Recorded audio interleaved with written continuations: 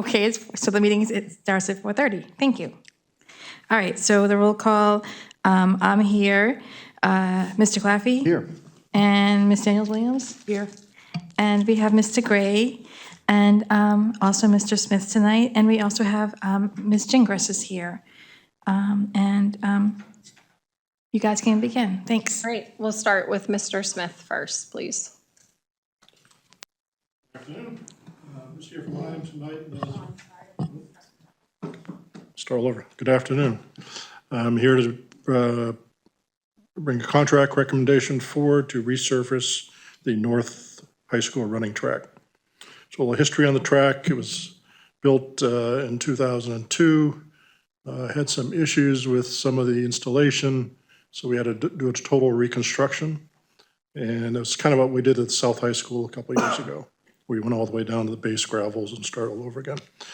That work was done by Cape and Island Tennis and Track.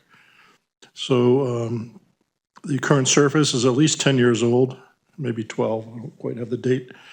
And the rubber, it's rubber granules on top of an asphalt surface and then painted with the lines. So that's all completely worn off in some areas and getting very light in others. We do not have to, again, redo the gravel or the asphalt base because that's held up well since we replaced it. We issued an RFP and put it on the city website. Also sent it out to known vendors. We received 2 bids on the bid due date of April 3rd. Those were from Cape and Island, $136,700. From ATT Sports, Inc., for $143,210. Cape and Island is out of Massachusetts, and AT&T is out of New Jersey. So Cape and Island is the low bid. We've worked with them before, and they've done excellent work for us. Again, this includes the running track, the long jump runways, the pole vault runway, and the high jump apron. I recommend you award a contract to Cape and Island Tennis and Track for the resurfacing of the North High School track in the amount of $136,700.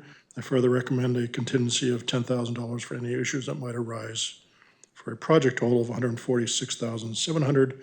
Funding will come from the school district's deferred maintenance fund. So the reason for the contingency is you always have contingency in case of some unknowns, but there are a number of places around the field where the track surface itself has been cut into inadvertently by lawn mowers or what have you. So I just want to have a little bit money set aside in case we have to repair those. Any questions? I don't have any questions. Do you guys? I have a question. Is it a safety concern? At this point, no. No, I mean, it's due. You don't want to wait till it's a safety concern. You want to get ahead of these things beforehand. So this is really a preventive maintenance issue, and it's definitely due. I think Ms. Gingras can talk to it some more.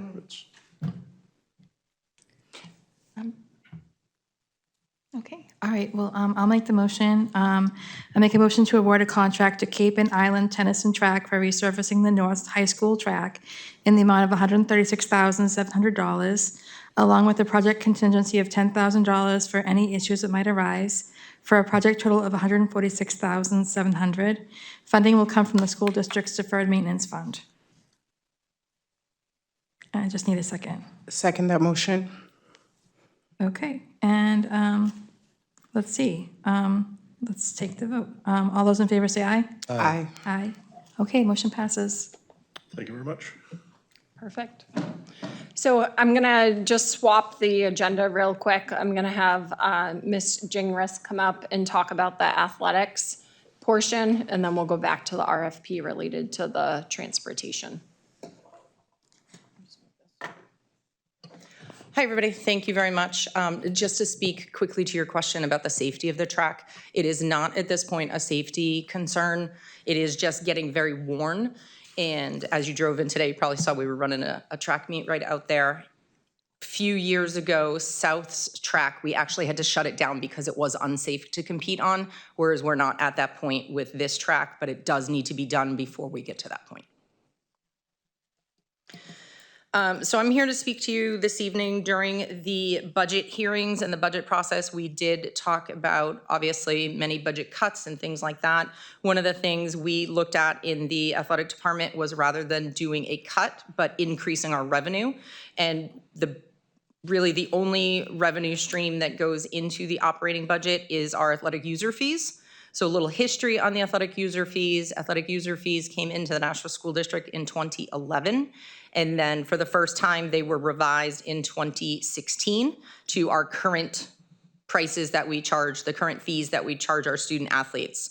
So the information in front of you is our current fee structure, as well as you can look at what each year we budget for. As you all know, revenue is anticipated. We can't always have a crystal ball and know exactly what we're going to get. So we have a certain budget amount, and then you can see what the actual transfer amount was. So over the past couple of years, we have been above what was projected, but we are looking potentially as a way to have some savings in the athletic budget to increase our user fees.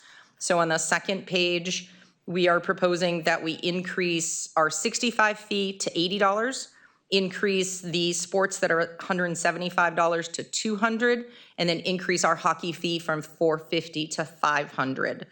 I ran the numbers over the past couple of years based on if these had been the fees with our free and reduced waivers, our financial hardship waivers, our 3-season athlete waivers, things like that. And in the past 3 years, it would be about a $20,000 increase in revenue.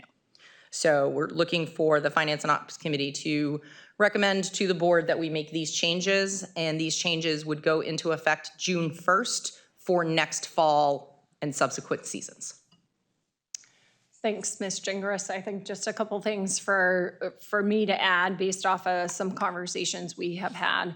So the administration team definitely looked at this proposal, right, of course, prior to bringing it forward today. We have seen that we haven't done any increases since 2016. And they're not a drastic increase. I think, Ms. Gingras, correct me if I'm wrong, we're not feeling like the increases are going to impact the families too much in the sense of now people won't go ahead and sign their students up. You know, if they're on a free and reduced lunch policy, there are some financial assistance that we go ahead and offer. So just wanted to provide some more clarity on some of the why behind it. Oh, go ahead. Ms. So I have a question. What is the breakdown of those that have free and reduced and those that have scholarship based because they're not able to pay for all or most of? So looking just at last year's numbers, we had 20% of our student athletes were free and reduced lunch or financial hardship waivers. And I would say there's maybe 50 students a year between the two high schools that we either reduce the fee for or put them on a payment plan. Most people either, again, with free and reduced, anybody who is on free and reduced lunch, the fee is automatically waived.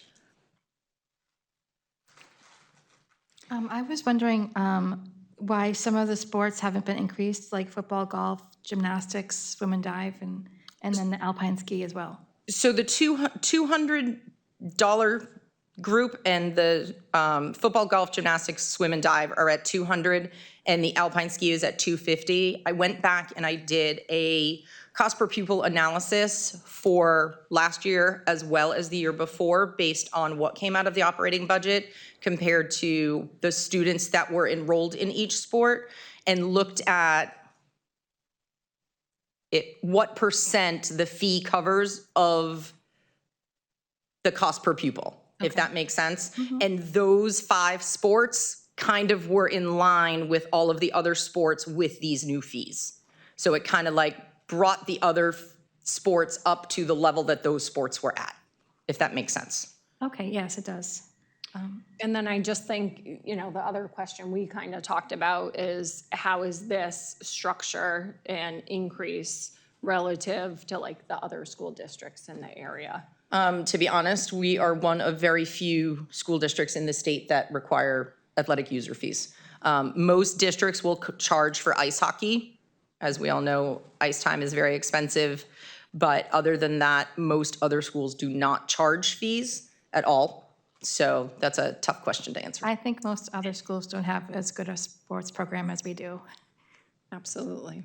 And yeah, looking back over the history and seeing what a huge hit the athletic program took during COVID, and now it looks like we're coming back strong. I just want to say that a lot of that is probably to your credit, Ms. Gingras. So thank you for all the work that you do. Well, thank you. I appreciate that. And again, we are looking just a little bit more explanation of our user fees. This goes directly into the operating budget, so it offsets coaches' stipends, transportation, officials, police detail, all of that. It's a negative line in our operating budget. The last question I have is about the entire amount that a family would be expected to pay is $1,500. What is it now? It's still 50, that is exactly what the policy is now. Oh, okay, that's good. I was Yep, concerned that it'd has be not going up a changed. lot. Nope, the only thing that I'm proposing change is those three numbers that are in yellow, the 65 to 80, the 175 to 200, and the 450 to 500. I just gave you the information about waivers and refunds, just so you would have like the whole package all at once. Okay, all right, that sounds good. If there's no other questions, I'm going to make the motion. A motion to approve increased athletic user fees as presented beginning with the 2025-26 school year. These increases will go into effect June 1st, 2025, when fall registration opens. Second. Thank you. And all those in favor? Aye. Aye. Nay. Okay. Let me just write that down, okay?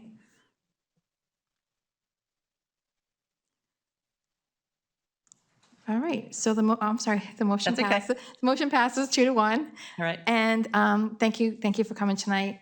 And Thank we're on you. to the next part of the agenda. All right. So the next agenda item is the transportation contract. So in February of 2025, the district went out for an RFP.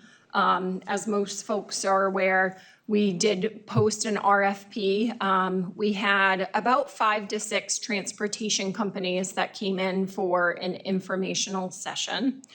And then we did receive one response from our RFP. So we are looking for an approval of awarding the RFP to First Student.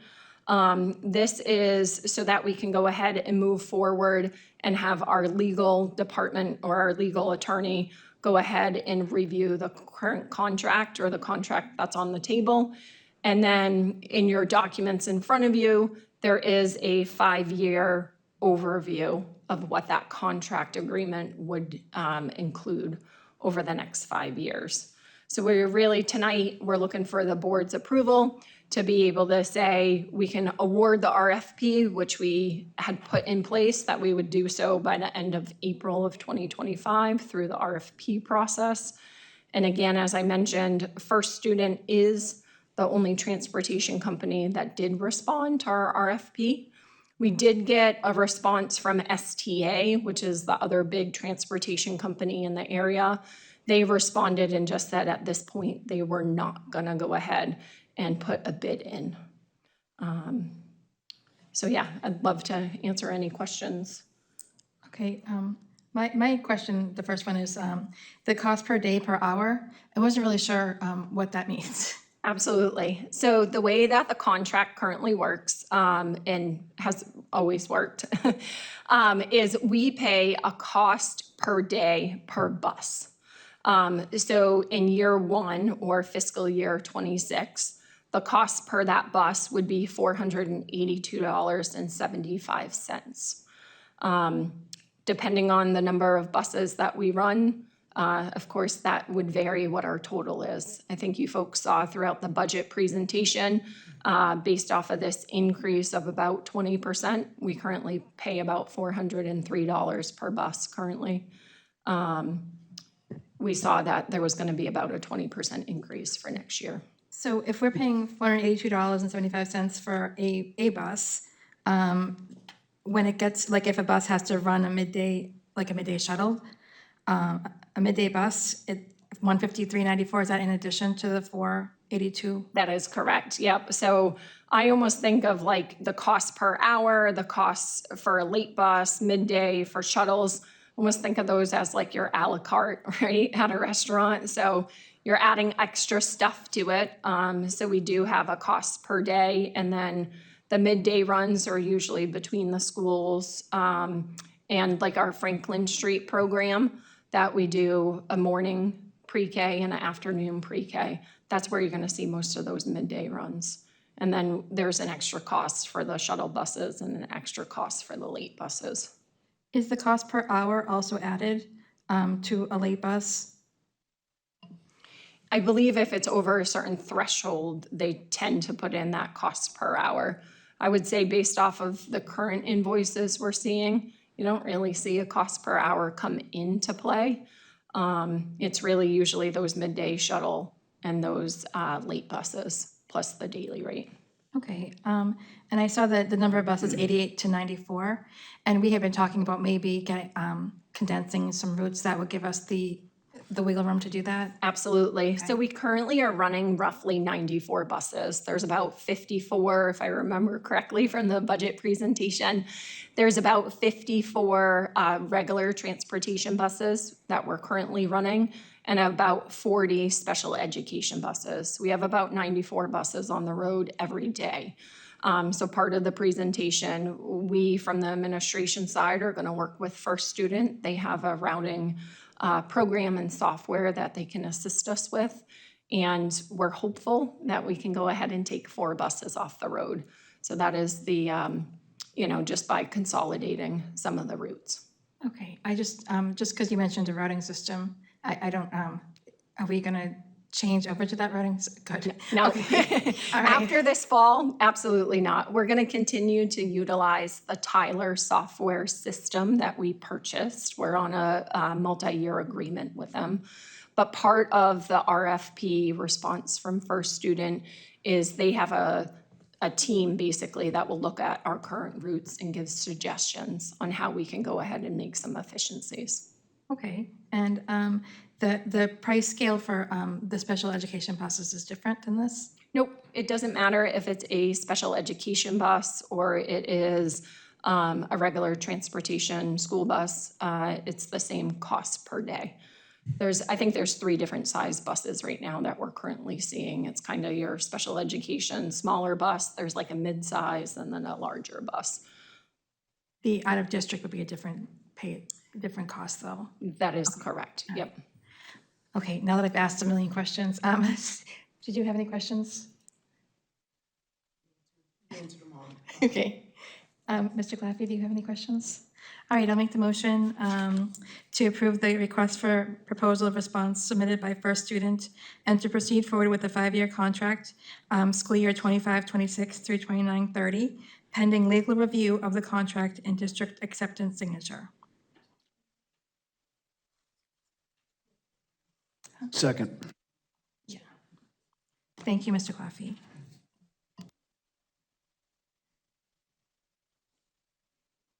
Oh, and I'm sorry. All those in favor say aye. Aye. Aye. Aye. Okay, we're all in favor. Thanks. All right. If you don't mind, I'd like to hop over to the transfer report, just to spin through that real quick. And then I know I handed everybody a large document because this is the first meeting that we'll kind of talk through the forecast. Oh, yes, that's fine. We Go good ahead. to go to Yes. transfers? Okay. So from a transfer standpoint, and as always, feel free to chime in and stop me if there's specific questions. So the first transfer you have in front of you is a transfer to the special education contract service line. As we've been talking throughout this whole process, and we'll talk more about it throughout the forecast, contract services from a special education standpoint are going to be over budget. So we are going ahead and just moving some money out of one contract service line that we don't need this $20,000 for into special education contract services. The next transfer that's in front of you is a CTE transfer. They're basically just moving money into their educational supply lines. We'll see over the next month or two a lot of transfers coming in related to educational supplies. So this is the time of year that a lot of the schools start to say, what more do they need to purchase related to their overall budget? So we'll start to see probably a lot more transfers coming in. So they're transferring some educational supplies for the year. The next transfer in front of you is a Brentwood Academy transfer. They are looking to send somebody to a conference that is taking place in May. In order to do that, we do need to move some money out of one of their furnitures and fixtures line over to conferences. The next one in front of you is from Nashua High School South North. It basically is to purchase some desks that need to be replaced. Nashua North, not South and North. I apologize. So we're just moving some funds out of mileage and postage over to furnitures and fixtures so they can purchase some desks for their students. All right, the next one that's in front of you is Broad Street. As a friendly reminder, any transfer that's over $1,000, you'll go ahead and start to see in front of you. So I know there's quite a few in here this month. So this is to go ahead and move some funds out of their equipment and computer line, again, into educational supplies. District office. So this is a $3,000 transfer that is in front of you. We have completed our fiscal year 23 student activity audit. In order to cover that audit fee with the audit firm, we did need to go ahead and move $3,000 into our audit line so that we could pay that invoice. The next transfer in front of you is for Birch Hill Elementary School. We're moving some funds out of conferences and seminars that the school is not utilizing to go ahead and purchase some office supplies. All right, the next one is from Nashua North High School. This is so they can go ahead and actually purchase the rental tent and chairs and whatnot for the North and South graduation. All right, the next transfer, again, from Nashua North. This is to go ahead and move some funds out of transportation into their educational supplies. And this is specifically for their ROTC program. Was there a question? So, I'm sorry, thank you. That was the question I had. Like, so if we're so negative in transportation, why are we taking it out of that line item for this? Because it could have come out of another line item, but it's coming out of the transportation, and that's the one that we've been concerned the most. I just figured people would want to know why transportation when that's the biggest expense, that's the one we're watching, instead of something else. Sure. So just a friendly reminder, with these transfers, this is all this fiscal year 25 budget. So even though moving forward, transportation's going up roughly that 20% for fiscal year 26, this is funds that they need to utilize this year. From a grand scheme of things, it doesn't really make sense to take the $1,000 and move it into a different transportation line when the ROTC program needs some educational supplies. Love the ROTC program. Not saying that, I just wondered why it was literally coming out of that one instead of another one when we could have chose any other line. That was my question, because I'm very proud of the ROTC program, so that wasn't it. Sure. So usually at the school-specific level, you want to try to keep the funds within that specific department. So this is all within the ROTC budget line consolidated together. They've just decided we're not going to spend $1,000 in transportation this year. They want to go ahead and purchase some educational supplies. So I guess to your point, could they have taken the $1,000 and moved it into a transportation line somewhere else? Yeah, potentially. But we don't tend to get, I guess I would say, granular in the sense of it's $1,000. It makes sense to us for them to purchase some educational supplies.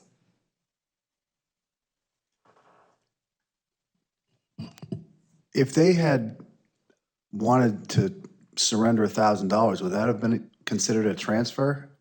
Absolutely. So So if, I don't understand. So they're transferring $1,000 from transportation to something else within their account. yep. So I don't understand why a department would say here as opposed to keeping it within. I'm just confused by that. Yeah, so that's exactly what they're doing. So ROTC is keeping it within their overall budget, but they've said, okay, instead of purchasing out of the 55, which is the first two-digit roll-up of transportation, they want to purchase it out of their 61 bucket, which is their educational supplies. So, Mr. Claffey, to your point, you know, it makes sense for them to keep their money to purchase what they need. And then as we get to the tail end of the year, we'll start to say from an administration standpoint, hey, if you haven't spent your funds and you don't need it, from a needs assessment standpoint, that's where we'll go ahead and make some transfers. Go If I ahead, can Dr. just Andre. mention it just a different way. So when we met with the high schools just this past, few months, the JROTC program said, we're forecasting next year to go to these parades, visit these schools, and as we just talked about the transportation line, they need to fund those buses through their department. So if they don't go on a field trip, they're not on a parade, if they're not visiting other schools, that's where the extra money comes from. And then again, I think it's the point of like for the director, the leader of the program or the building principal to say, how might I better utilize that money as opposed to central office saying you didn't use $1,000. Now I'm going to take that $1,000 and use it for something else. So this is the ROTC director saying this is what's best for my department. I'm going to use it in a different way. So it's really still at the school level and closest to the kids. Okay. All right, thanks, Dr. Andre. All right, the next one in front of us is a Franklin Street preschool transfer. They're looking to move some money over to their office supply line to go ahead and purchase a few items. Next one is Birch Hill Elementary School. Again, moving some funds out of their educational supply line over into office supplies so they can go ahead and purchase some more copy paper and some supplies. The next one you have in front of you is a transfer from the CTE team, and this is the last transfer, I believe, that is in front of you for this month. Again, moving some money out of their equipment repair line, miscellaneous equipment line, into educational supplies. Okay, I had a couple of questions about the transfer reports. First of all, when I was reading the first one, the special education transfer, Sure. I realized that I don't know what the accounting units stand for. So I was hoping that you could get us a list of the accounting units so that we'll just have it for reference when we are looking at something like this. Like they both come from the same line, the 53628, I know that's contract services, but the move from the last like 4 digits of the accounting units are different. So I don't really know where that money came from or where it's going. Sure. So let me explain now, and then I'd be more than happy to get some additional data over to you folks. So you're always going to see in operating the 91.1 dot, and then there's 6 digits after that. The 2 digits after the dot is like the 99 is considered district-wide. The 02 is considered special education. So depending on where it's coming from or going to, you might see the 99 for district-wide, 02 again, special education. 01 is the administration buildings, and then each school level specific will have a different code. So like one of the high schools is 03, the other high school is 04. So we definitely can get you a list if that would be helpful. Yeah, that would be great. And also, I'm wondering, like, so this transfer where it's $20,000 and it's the same line item in our, like the printout you give us every month for the entire budget, the entire operating budget, we wouldn't see it reflected in that. It wouldn't be a change because it's all 53628. But there is some here, like for instance, the accounting one, for the accounting, the audit. Yep. That you had done at district office. Yes. Would we see that reflected in this month's printout that you gave us? So you'll see that reflective, but I think what you're asking is, so we're taking the $3,000 out of district-wide contract service that we have realized there's money sitting in there that we're not going to need. So that's why we're transferring it out of contract services. And then we're moving it into using the student activity audit fee as the example that you were just talking about. We're moving it into the administration, 01, the administration team. We're moving it into a specific audit line. So you'll see that in the overall roll-up in the 53,114 account. Okay, all right, thank you. I saw the transfer for Broad Street for the interactive panels. Are those the ones that we were talking about at our budget meeting? Yes, so Broad Street did want to go ahead and purchase, not a ton, I think there were only like 1 or 2 that they were purchasing based off of this transfer. But yes, the interactive panels, and as we've talked about and seen, we're trying slowly to have the schools go ahead and receive the interactive panels. All right, I thought that was nice that they were able to do that.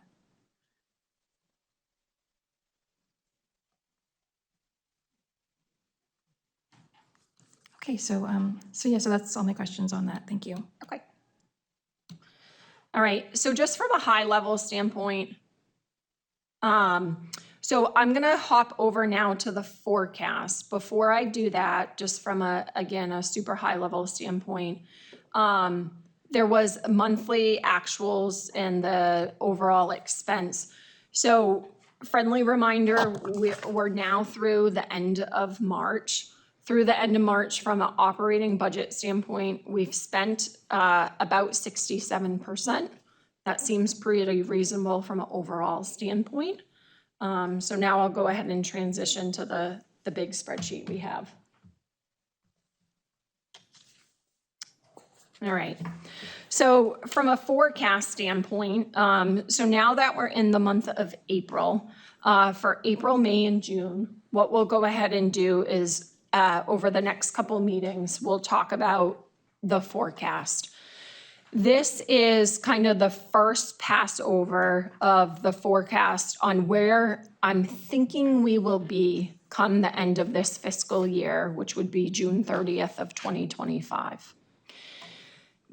Anytime you do a forecast, there's a lot of what I would say hypotheticals that we're looking at, right? So we're looking at prior data, how much have we spent month over month? We're going ahead and looking at what did we spend last year? What did we spend the year prior?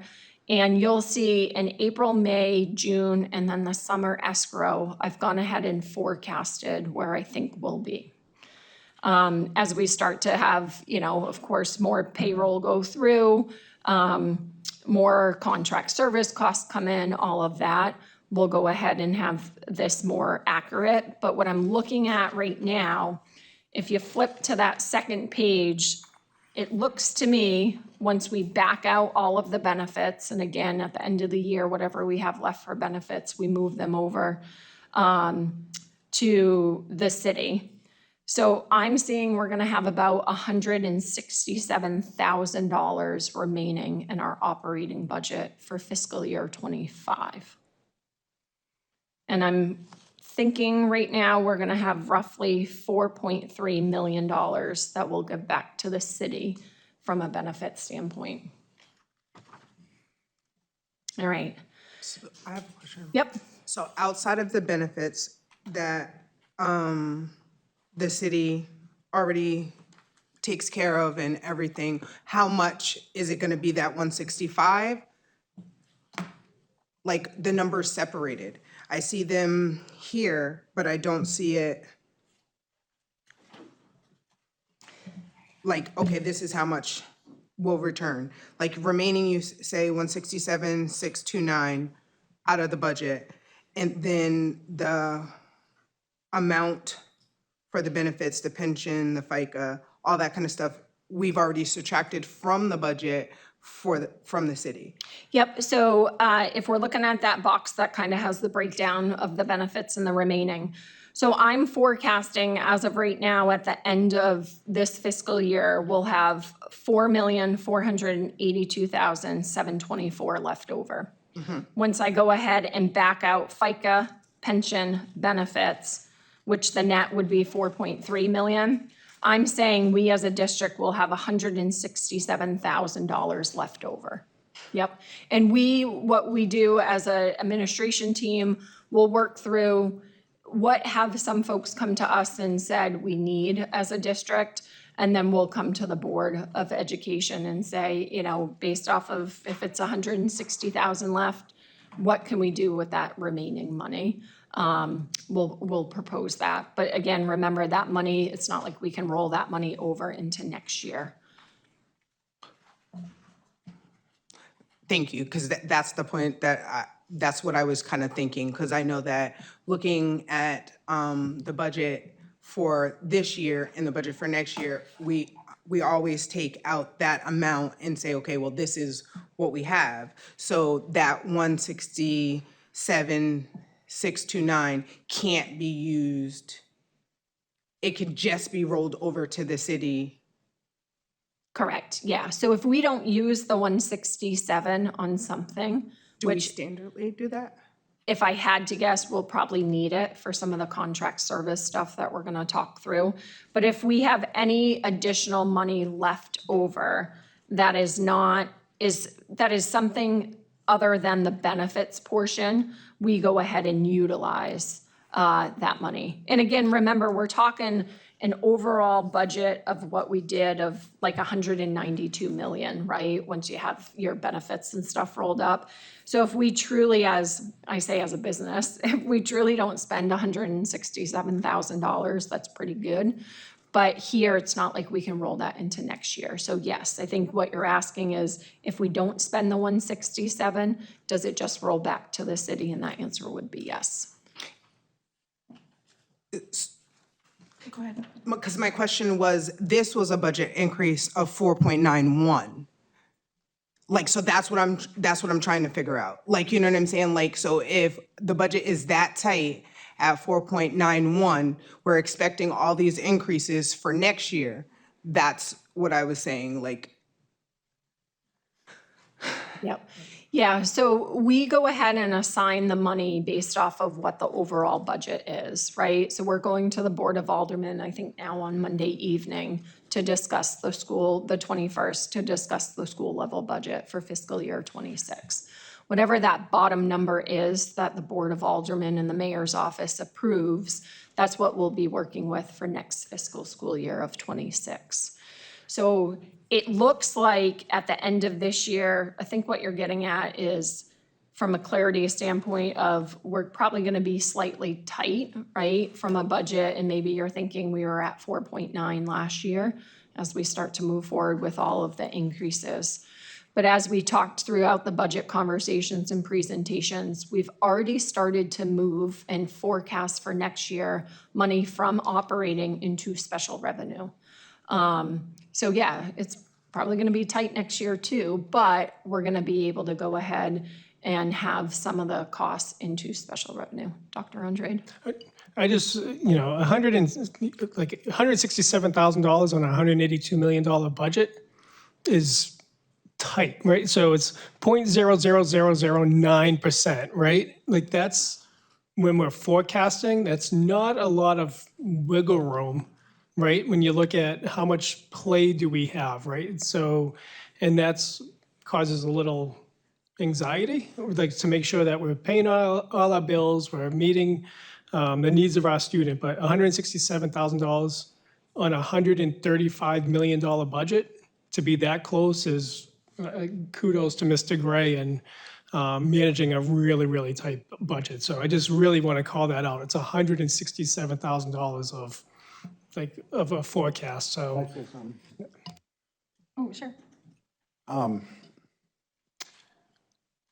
So you're making plans for this coming fiscal year based on 4% growth, not 4.9. Is that what you're trying to do? Because if you are, it's going to be tight. You're not basing this coming fiscal year's expenditures on 4.9, right? No, our superintendent asked for 3.5. Yeah, so the board approved the 4.7, right? And so, and then the Board of Aldermen will give us a bottom line, and then from there, we'll make the adjustments. So I recommend, the mayor first came out, said a 3%. So we did scenario planning on a 3%, 3.5, a 4, a 4.5, and a 5. So the board approved a 4.7. We'll present that budget to the Board of Aldermen. We'll get our bottom line, and then we'll make those adjustments. But, yeah, so we're really looking at, if the Board of Aldermen give a 4%, we'll make those adjustments as we go forward. And that's, Okay, you have another question? Yeah, so also, I was wondering, you said that some of the operating will be moved to special revenue. Can you unpack that for us? Yeah, so let's go through, if it's okay, let's go through some of the line items that I kind of wanted to highlight through this forecast and kind of what I'm thinking we'll have to start to move some money around. Because again, I think you're going to start to see as we move further into closing out this fiscal year of '25, we're going to start to probably move some funds from different line items to cover some of the costs that we're seeing. Before I do that, Mr. Claffey, did you have a question or did you want to add something? Just one. Oh, go ahead. I just wanted to make sure that I understood how your budgeting is going to be done, and we don't know yet for sure, but you're certainly not going to base it on that. You're not going to base it on a 4.9 budget increase. That's all I was trying to say. So it should be tight. If the mayor says 3%, it's going to be tight. If he says 4, it's going to be tight. If the aldermen say 4.2, it's still going to be tight if you do your job, right? Yep. That's all. if they give us a 10%, we'll spend That's all the 10%. right, but it's still gonna be right? tight. It'll still be tight at the end of the year. Whatever it is, if it's this close, 0.000, that's pretty doggone good fiscal management. That's all I want to say. Thank you for that. I'm just wondering if you're going to start where I think you're going to start. Yep. Okay. Contract services? Okay. So we'll jump there. Let me just kind of go section by section real quick. So 51s, those are your salaries and wages, right? I think pretty straightforward. I'm estimating we're probably going to spend pretty close to 100% by the end of this school year. The 52 section, those are where most of your fringe benefits are. Same thing. We'll spend probably about 90%, which is why we're going to give a little bit back to the city of Nashua. Also in the 52s is the educational assistance line. We're actually seeing, which is a good thing in my opinion, we're seeing a lot more employees take advantage of the educational assistance program that we have in play. So this is if teachers are trying to go for their masters, we pay a certain portion once they complete one of their courses and have I think it's a B or above, we give them a portion back. So I'm thinking we'll go ahead and spend most of that as well. All right, the next section is our 53 section, our professional and technical services. So a couple things to highlight here. That first line item, you can see the accounting and auditing services. If you scroll all the way over to the right-hand side of the paper, it's showing we're going to be overspent because we are currently in the process of having fiscal year 24 student activity audit being completed. We will go ahead and pay for that. I'm anticipating the bill's going to probably come in June. So once we have that final report and stuff, we'll bring that forward to the Board of Ed. But in case somebody's wondering the negative there. From a legal standpoint, year over year, we've always overspent in that line. You know, sometimes those are costs we cannot anticipate. So based off it, looking at historicals and some of the negotiation stuff, I'm anticipating we're gonna need a little bit more money there as well. I'm gonna now move down to contract services as well. So as I mentioned several months ago, and I've been talking about it month over month, after meeting with our special education department, I feel pretty confident that we will be over budget based off of the forecast that we have currently, that we're going to need an additional $1.8 million in contract services this year. Just remember, contract services is an overall roll-up. So this is not only special education contract service, it's every contract service throughout the district, IT, plant operations, et cetera. So we will need to go ahead and move some money into contract services. So there is a portion that we will move over to special revenue this year. And then there is a portion or a substantial portion that will come out of this year's operating budget. Now, one might say, how are you going to pay for that and offset it, right? So we're going to have to move some funds from other areas that we are not spending into that contract service line in order to cover that overage. I see that in the 51s. Yep. The reductions in attrition. Yes. We have $150,000 there. Yep. So that's money that can be spent on this, perhaps? So the reductions in attrition, so that is a negative within our budget. And that is year over year, if we have somebody retire at a, grade level 3 and they're on a step 20, and we hire a new teacher at a grade 3 at a step 2, there's some type of savings there, right? So the attrition and reduction, that's already in the budget, but in order to overall budget, there's a reduction of $450,000. So you're never gonna see us move $450,000 out of attrition because it's already a negative number, or revenue number is how it's looked at, it's a negative. You're never gonna move that money.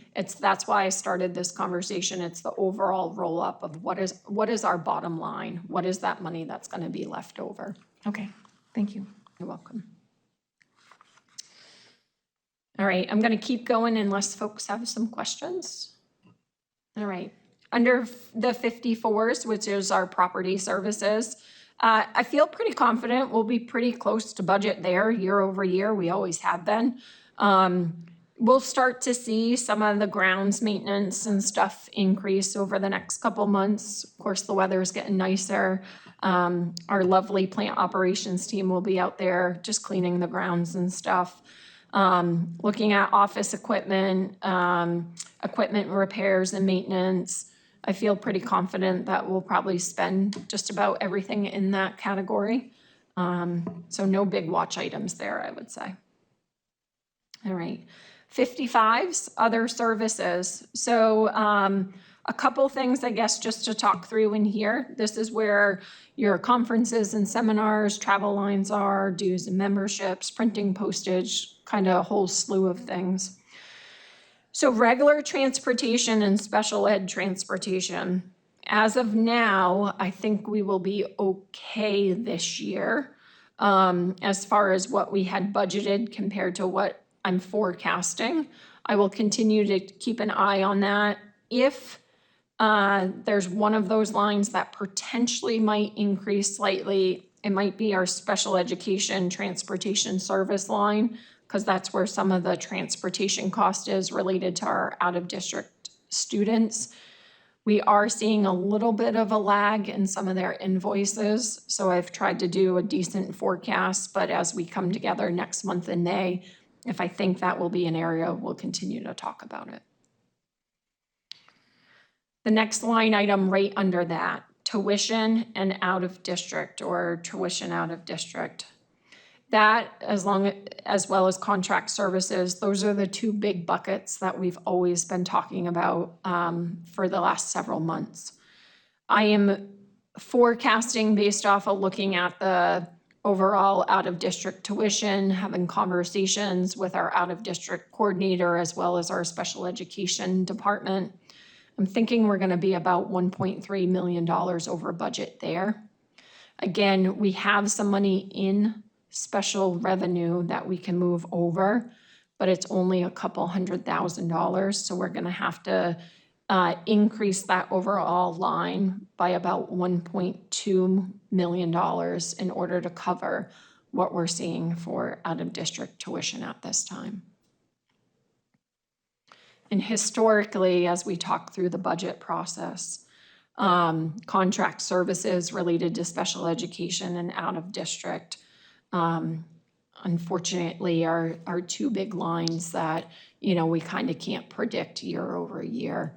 And unfortunately, just the $6 million budget that we had in each of those line items, it doesn't look like it's going to be enough. The good news is there's other items within the budget that we're not going to need to purchase, or if there's certain positions we didn't fill, we can go ahead and move some of those funds.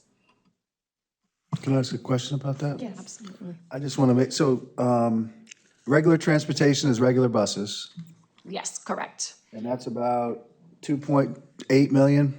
Am I reading that right for the year? The one- No, so regular transportation is about 4.4 million.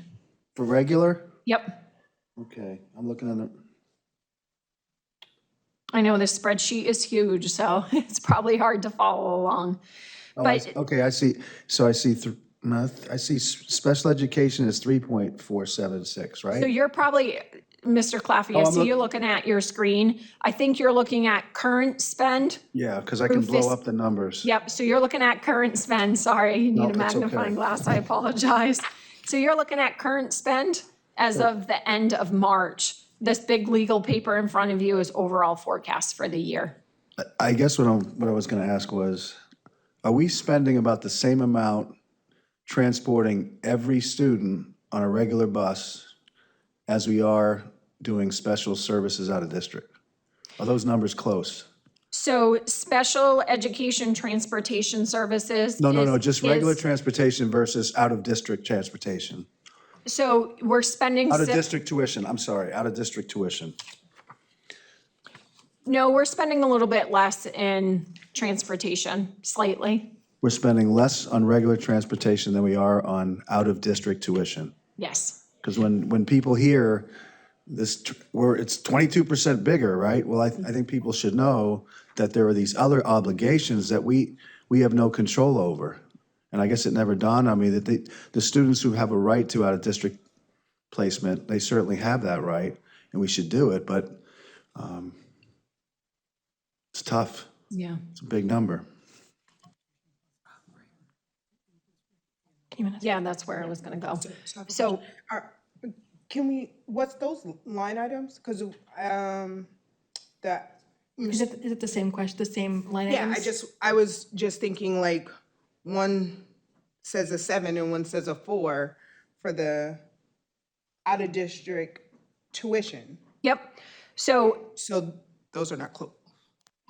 yeah, so I think, let me just, I guess, provide a couple details and make sure I've answered both questions. So with special transportation services, that specific line is a mix of special education buses, internal or in-district for our special education students, and it's a combination of out-of-district special education transportation cost. The next line item under that is your tuition out of district. That $7.2 million is just for students that are out of our district that need additional educational support, that we can't support them in district. So I think where Mr. Claffey was asking is, out of district tuition, we spend more on year over year than regular transportation cost. Go ahead. And I guess my question was, so out-of-district tuition, this is only for the special education department?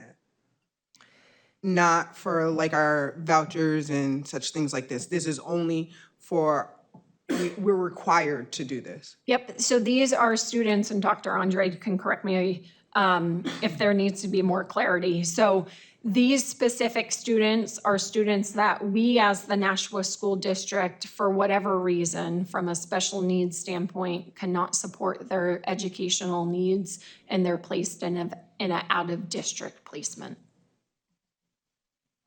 Yeah, your understanding was correct. This isn't vouchers, it's not charter schools, this is just purely IEP placement students. And just as an aside, when you see these figures and then you see how much money we get from the state to support our school system, it's just shameful. It's really, how are we, the cities and towns have to deal with this cost, and the state just walks away and says, oh, that's your problem, not ours. It's really something that should be corrected. All right, I will move down to the supplies and material line, if that's okay. All right, supplies and material under the 61 lines. So I feel like we're gonna, same thing year over year, we'll probably be fairly close within those line items. This is the time of year again that the schools go ahead and start to spend any of their remaining funds, like if a school needs a new cafeteria table or they need to purchase some new desks for their students or staff, we'll start to see more of those purchases coming through. So I'm fairly confident that we will spend most of our supplies and materials. The next line items, so the 68s are our other expenses. So this is a negative because this is revenue coming in for us. Indirect costs, so this is the percentage that we receive from all of our federal grants. Every single time we bill a federal grant on a monthly basis, if we are taking indirect costs, there's a percentage. This year it's 2.8% that we're able to take back almost as indirect cost or administration fee to go ahead and offset the work we're doing to build the grants. So I'm forecasting right now that we'll probably roughly get about $212,000 this year. The next line item, equipment. This is where our computer equipment is, software equipment, security equipment, et cetera. It looks to me like we'll probably spend just about 100%, just under this year. We do have some laptops that we need to buy, possibly some touch panels, some desktops, et cetera, that we'll probably start to see come through. Somebody might ask, what is the medical equipment? It's a small dollar amount in the grand scheme of things, but just so folks are aware, it's the AED machines and stuff that you see throughout the schools in the district. We do need to go ahead and replace some of those. Again, it's only $4,000, but in case somebody's curious what that is.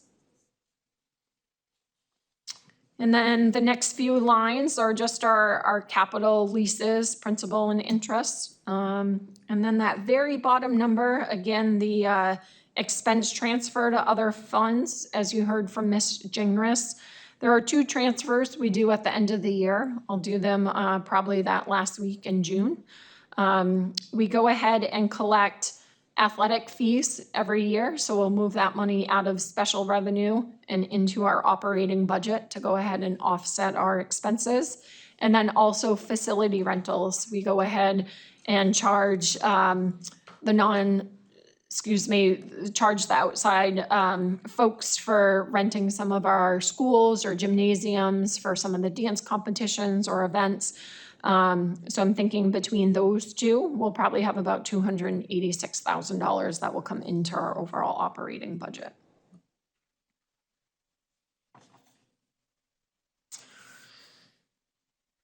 Questions?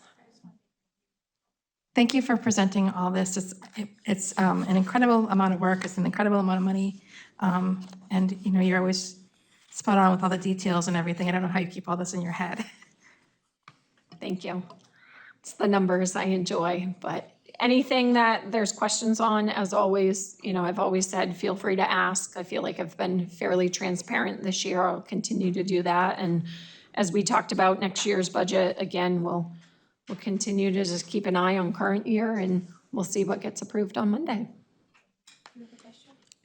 I just had a comment too. I just wanted to thank you. I know I asked you a lot of questions and I'm thankful that you have the answers because I'm, just trying to understand the different things and which line items things can come out of. So thank you for bearing with me and let's on to the next budget season. Yeah, you're very welcome. Always happy to help and answer any questions. It's a lot of information, right? And in my opinion, it's a lot when maybe it's not something you're doing day in and day out. So sometimes it's challenging and I explain it one way because that's how my brain understands it. But if you need something, just let me know. I think that's it from my side. Yeah, so we're not going to even go over them. I feel like this was enough. But we do need to make a motion to approve the fiscal year 25 March transfer report. So that's my motion. So moved. Second. Thank you. And all those in favor? Aye. Aye. All right, that's passed. And a motion to end the meeting? So moved. Second? Okay, thank you. All right, we're all set, and it is 5:32. Thank you.